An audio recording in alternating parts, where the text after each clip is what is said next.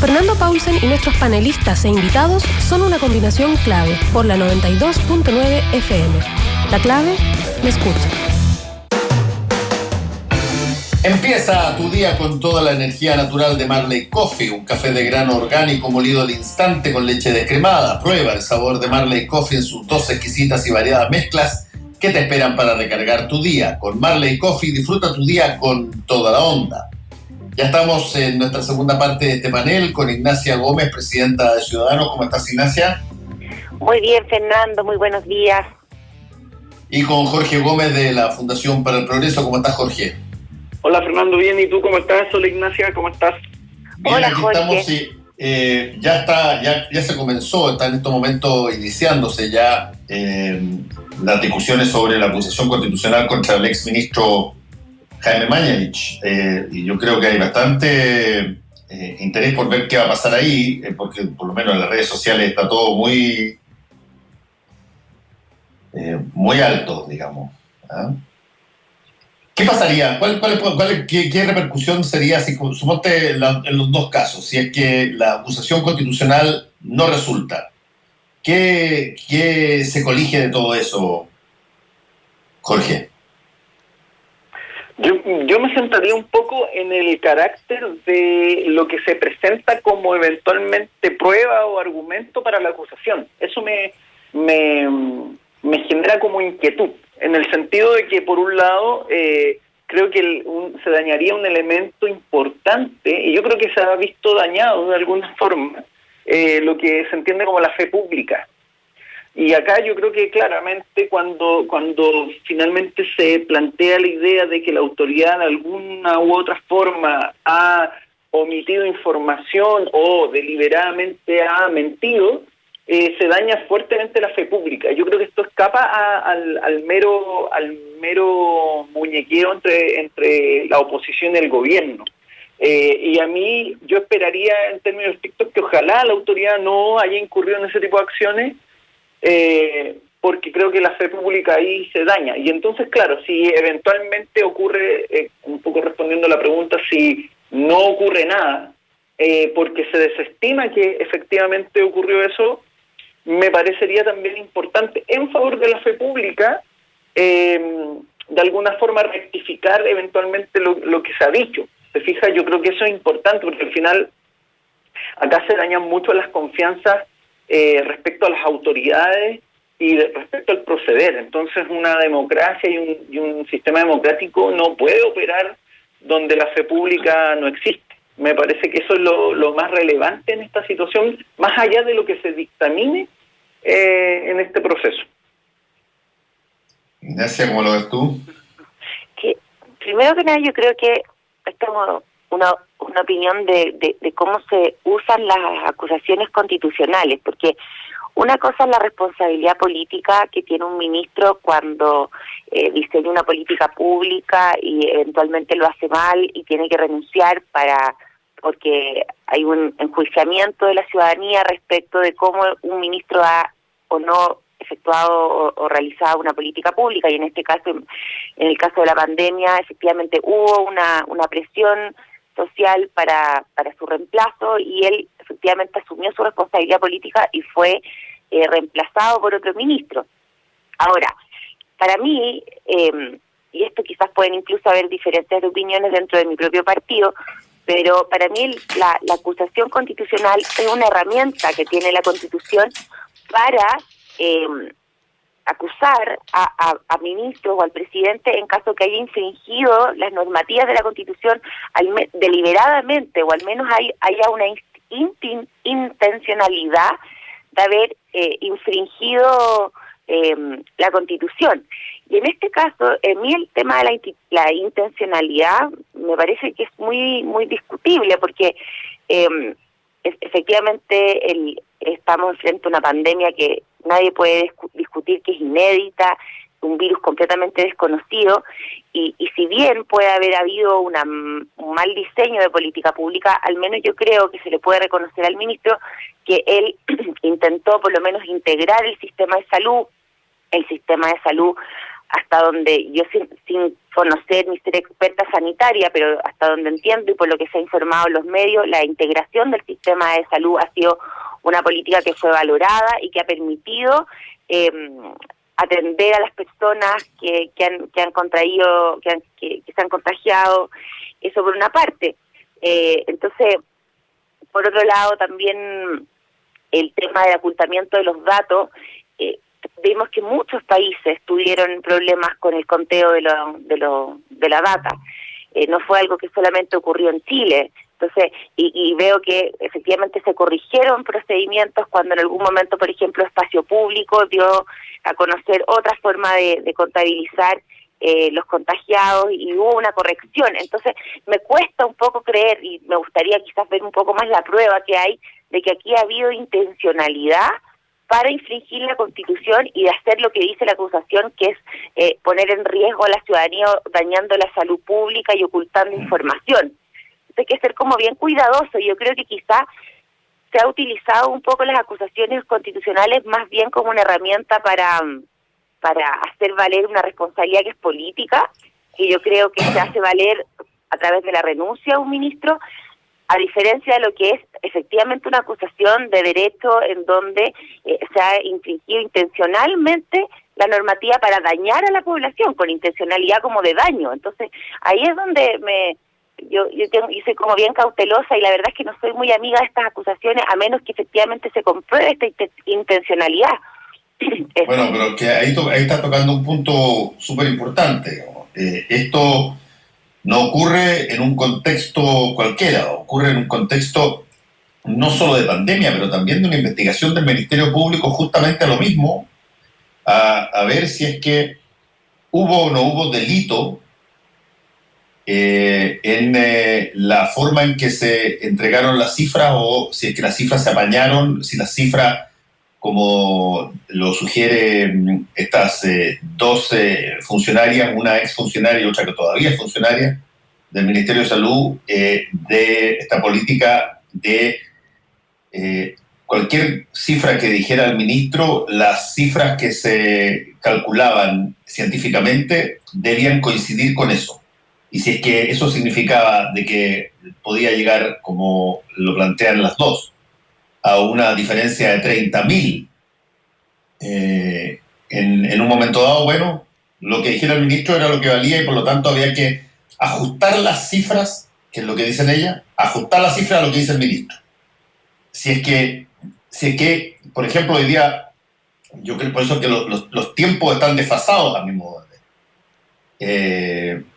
Hoy día estamos con la acusación constitucional, pero todavía no se ha podido dilucidar ese punto que está investigando el Ministerio Público.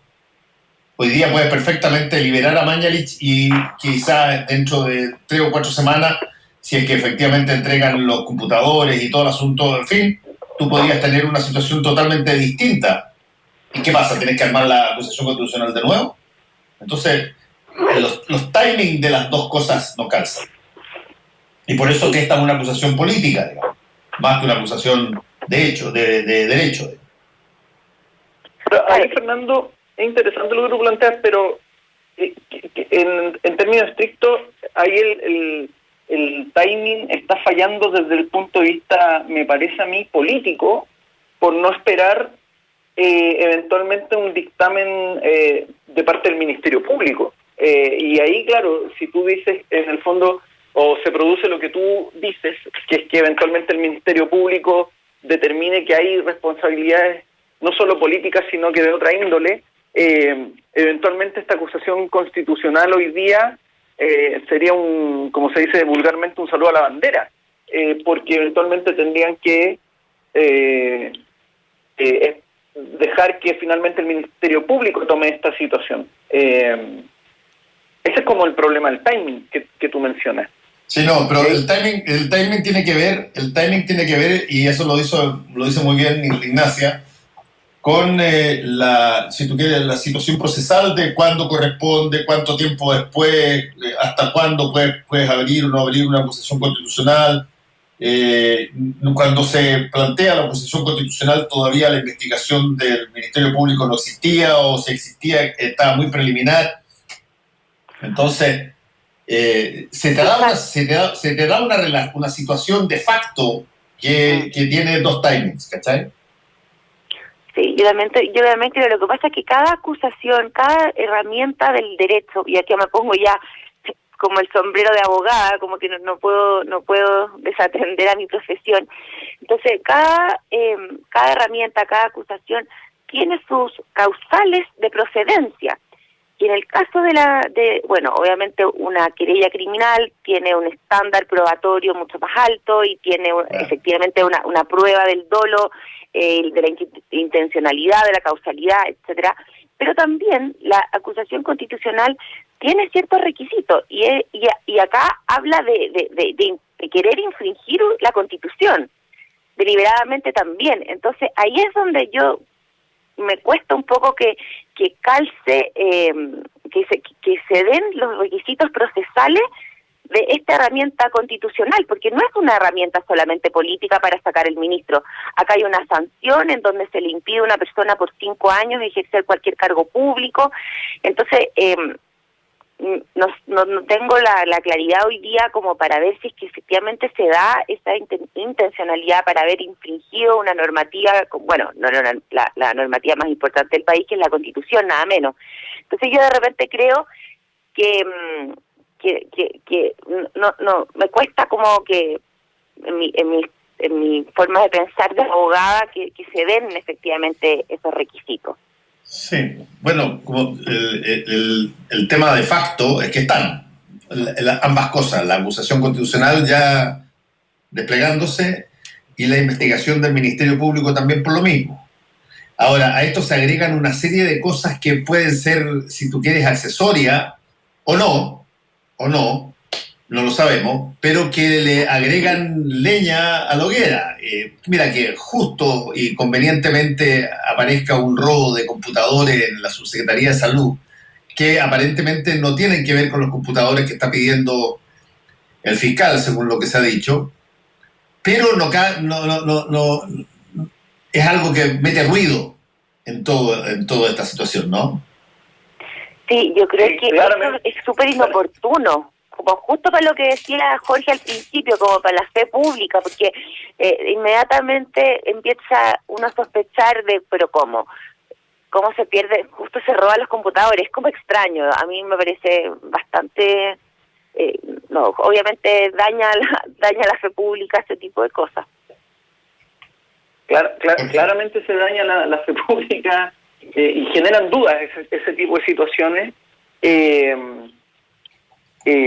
porque claramente uno tiende a pensar cómo ocurre esto y por qué ocurre un robo así. Y creo que ahí también es tarea importante de las instituciones del Ministerio Público, la Fiscalía, investigar y aclarar bien eso. Yo creo que a veces también falta eventualmente las como, no sé si rectificaciones o aclaraciones de los hechos, porque claramente uno podría eventualmente ver una relación, presumir una relación entre ambos hechos, y si se comprueba que existe hay que mostrarla, pero también si no existe me parece que es importante de alguna forma reforzar que no había relación. Puede ser algo fortuito y eso obviamente siempre hoy día es materia de investigación, pero claramente la fe pública es el elemento que aquí en estas situaciones se va viendo dañada, y me parece que muchas veces los actores, en este caso los actores políticos, tanto desde el Ejecutivo como desde el Congreso,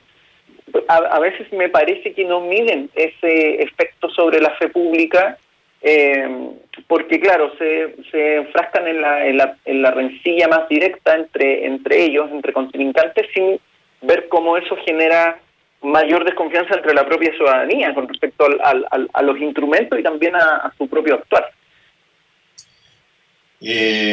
Sí, ya apareció algún tuitero diciendo que se nota claramente en el video cómo el señor Minusválido saltó directamente abalanzándose hacia el chorro de agua de Carabineros del Guanaco, ¿no?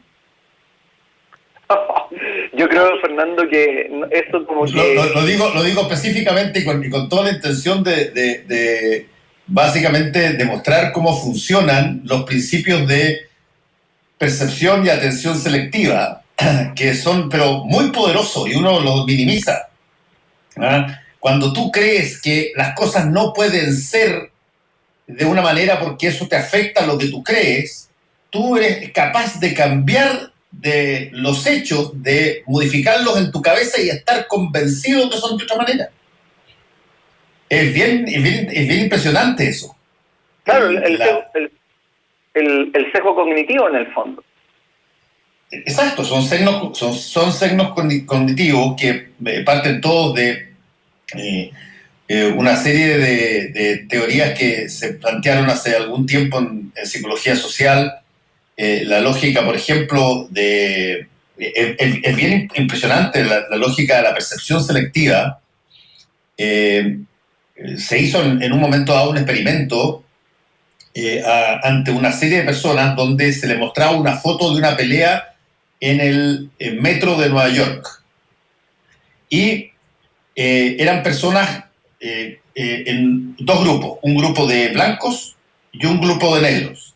A los que se les muestra la foto, a los blancos, se les muestra una foto donde en la pelea todos están peleando a combo, menos uno, que es un blanco que tiene un cuchillo largo en la mano.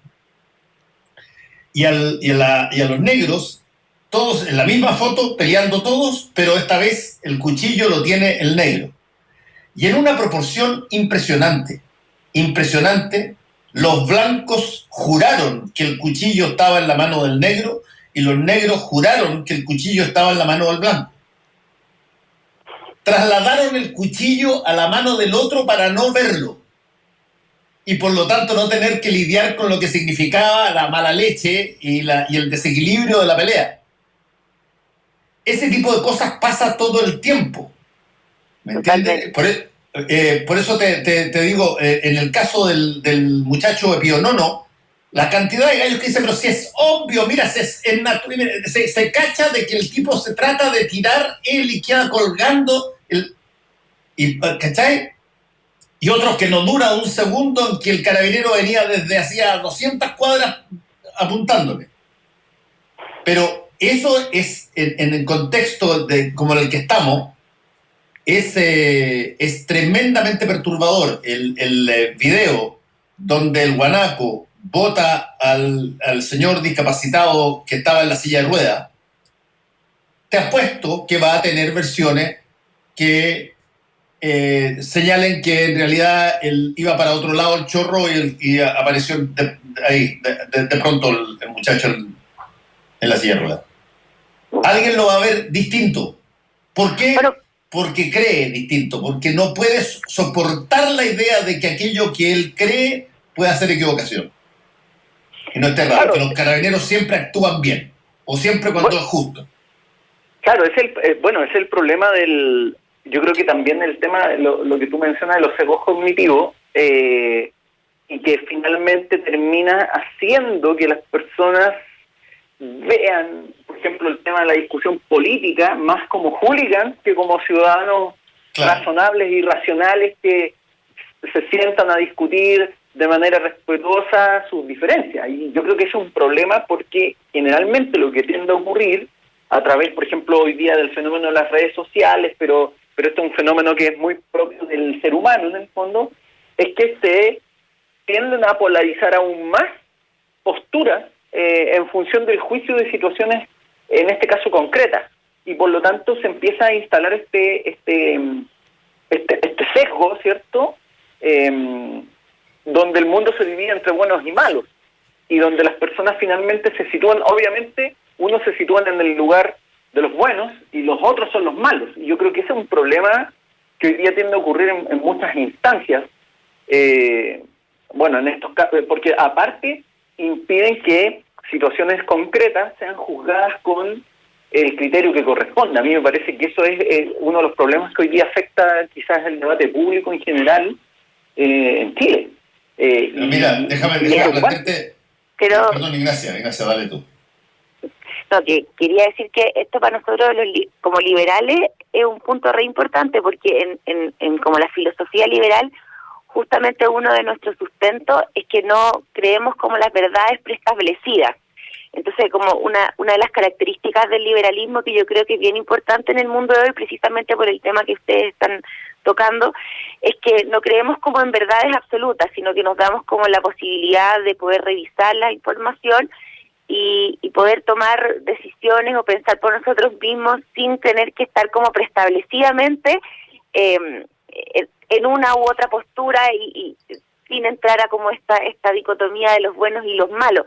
Y yo creo que eso es relevante hoy día, tener la posibilidad de poder analizar información con data de manera seria o más objetiva y poder no tener complejos para poder tomar una decisión u otra, porque por ejemplo, en el caso del puente, bueno, ahí hay un video, chato, que como que de alguna manera algunos lo ven de una manera u otras de otro, pero al menos creo que poder decidir y ver el video sin tener el prejuicio de que tengo que estar de todas maneras o a favor de uno o a favor del otro, porque si digo algo a favor de un carabinero, por ejemplo, entonces estoy en contra de la marcha, o si digo algo en contra de la marcha, estoy en contra de... O sea, en el fondo como el debate político al final como que condiciona una acción que tiene que se debería ver con ojos lo más objetivos posible. Sí. Bueno, es un poco lo que ocurre con los dichos de Guillermo Tellier en el fondo, porque al final yo creo que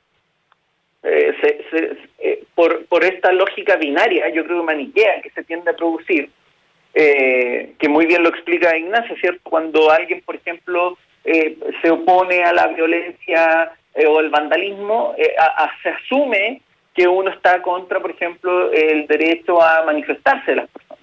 O cuando uno plantea, por ejemplo, que efectivamente las personas tienen derecho a manifestarse, se asume que se está con ello promoviendo el vandalismo. Y yo creo que ese es un problema que tiende a ocurrir y que tiende a alimentar polarizaciones que finalmente no contribuyen a un debate político razonable. Y ese es el problema hoy día que tiende a ocurrir con estas posturas que al final, como dices tú, Fernando, se juzgan o están muy marcadas por sesgos cognitivos a priori, donde unos son buenos y otros malos. Y yo creo que ese es un problema profundo que afecta finalmente un sistema democrático. ¿Te fijas? Sí. Déjame planteártelo con otro sesgo cognitivo que yo lo he mencionado algunas veces acá, que es la disonancia cognitiva. La disonancia cognitiva básicamente es la situación donde tú tienes una creencia y tienes una conducta que son contradictorias. ¿Cómo se resuelve esas dos cosas? El valor que tú le das a algo y la conducta que tú haces respecto de eso mismo. Por ejemplo, el caso típico que lo he mencionado ya varias veces acá, el caso de fumar. Persona que está consciente, que es perfectamente consciente que causa un daño a la salud y él no quiere enfermarse ni quiere tener un daño a la salud, pero ¿cómo explica que fuma? Y que fuma harto. Bueno, y ahí aparecen todos los intentos, dice Leon Festinger, que es el creador de la teoría de la disonancia cognitiva, que aquí aparece inmediatamente una racionalidad que busca defender la conducta más que el valor. Y por lo tanto dice, mira, si yo solamente fumo, miente diciendo que fumo solamente al final de los almuerzos, en reuniones sociales solamente, además fumo 3, 4 cigarros. Pero el hecho es que tú terminas validando la conducta más que la creencia. Y es lo que pasa en política mucho. Mira tú el caso de Gonzalo Blumel. Gonzalo Blumel era una persona que cuando llega al gobierno tenía una imagen extraordinaria y lo mismo creo yo que le puede pasar a Jaime Belolio, dicho sea de paso, como le puede estar pasando ahora a Mario Desbordes, que llegan desde una posición donde su imagen tiene que ver con un gallo liberal, un gallo de un partido nuevo, joven, con ímpetu, inteligente, pero tiene que meterse a un gobierno donde inevitablemente cualquier gobierno de cualquier signo pasan cosas y tú tienes que justificar muchas de las cosas que haces y que probablemente si es que no estuvieras de ministro del Interior no las justificaría o las justificarías de otra manera, pero enfrentado a lo que tú crees, el valor que tú tienes de la democracia, etcétera, y las violaciones de derechos humanos que hace gente de tu gobierno enviado por personas que están dentro de tu misma máquina, empiezas a justificar eso una y otra vez, una, dos y otra vez, y de repente ya eres indistinguible de aquello que estás criticando. Y te transforma, y tu imagen cambió totalmente. Terminas ya abiertamente validando un montón de situaciones que probablemente, si es que no fueras y no estuvieras en el lugar en que estás, no lo validaría. Fernando. Y eso mismo eventualmente le puede pasar a Mario Desbordes, que ya, si es que con los carabineros las cosas siguen dándose de esta forma, y tú las sigues viendo como que en realidad no hubo mala intención, no se la ve la calle, al final va a decir, mira, el tipo le estaba pegando con un lumazo. Es lo que hemos comentado en otros programas, es la tesis de desembargo en el fondo. Fija acá, pero ocurre a distintas escalas. Y yo creo que ahí el rol de los marcos... Claro, te ponen en un rol y tienes que jugar el rol. Claro. Y vas sumiéndote en el rol. Y justificando lo que el rol eventualmente te impone. Es que eso pasa, claro, cuando tú tienes un gobierno que de alguna manera yo creo que no ha tenido como líneas tan claras, porque tiene como de alguna manera apunta a veces hacia la UDI y el partido, no sé, republicano, y otras veces quiere irse como al centro. Entonces es difícil porque, por ejemplo, las violaciones a los derechos humanos, y acá como ciudadanos nosotros estamos completamente en contra de eso, entonces, y sin ningún tipo de matiz. Entonces, es que a mí como me ha pasado con este gobierno, con el tema de la violación de los derechos humanos, que veo como que se han confiado como en una policía, que como que la policía de alguna manera les reporta de que cumplen los protocolos, pero efectivamente en la calle, y eso a veces habla de una desconexión de un gobierno, cuando en la calle y estando en las poblaciones las cosas son distintas. Entonces es como confiar en que la policía está cumpliendo los protocolos, como que no hay, pero hay una desconexión de lo que efectivamente está pasando, y yo creo que eso hace que figuras como quizás Blumen o eventualmente Mario Desbordes, claro, estén en un gobierno que tiene esa como al final falta de consecuencia a veces. No, pero si al final el tema, Ignacia y Jorge, es que tú estás en una posición donde estás, de alguna manera, entre comillas, condenado a justificar determinadas cosas porque eres parte de un grupo. Y aunque eso, si es que tú hubieses estado fuera y no dentro, lo hubieses mirado con otra perspectiva totalmente diferente. Y por lo tanto, cada vez que tú empiezas a confirmar o a justificar una y otra vez las cosas, vas extremando tu conducta hasta que ya no necesitas justificarla porque te convertiste en aquello. Es lo mismo que tú estabas de alguna manera criticando cuando no eras parte del engranaje. Y eso le pasa mucho a personas que y actúan en términos positivos también. Ojo, la disonancia cognitiva no solamente funciona en términos negativos, puede funcionar en términos positivos. O una persona que tú sabes que él te odia o te detesta, etcétera, y tú de repente tienes un gesto notable con esa persona. A él le provocas una disonancia en la cabeza, como este gallo que yo odio me viene con esta conducta que es apoyadora mía. Y empieza a cambiar también la forma de hacer las cosas. ¿Cachai? Bueno. Y desde ese punto de vista, yo tengo la impresión de que muchas de las personas que entraron a este gabinete, si que las cosas se siguen dando como están dándose, van a terminar con una imagen diametralmente distinta a la que tenían en total ausencia de sus propias acciones, solamente por la fuerza de justificar cosas que tienen que ver con su pega. La inercia. Exacto. La inercia los mata. La inercia no, y también eres parte de un gobierno, eso también sí. tiene una responsabilidad como de pertenecer a un grupo y tienes que, es como ponerte al servicio de tu gobierno y tu propio... Y eso tiene costo. Tiene costo en tu imagen y tiene costo en tu identidad, claro. ¿Verdad? Gracias, muchachos, Jorge e Ignacia Gómez, cuídense, nos vemos. Cuídense también, un abrazo a los dos, chao. Volvemos con Combinación Clave. La clave me escucha.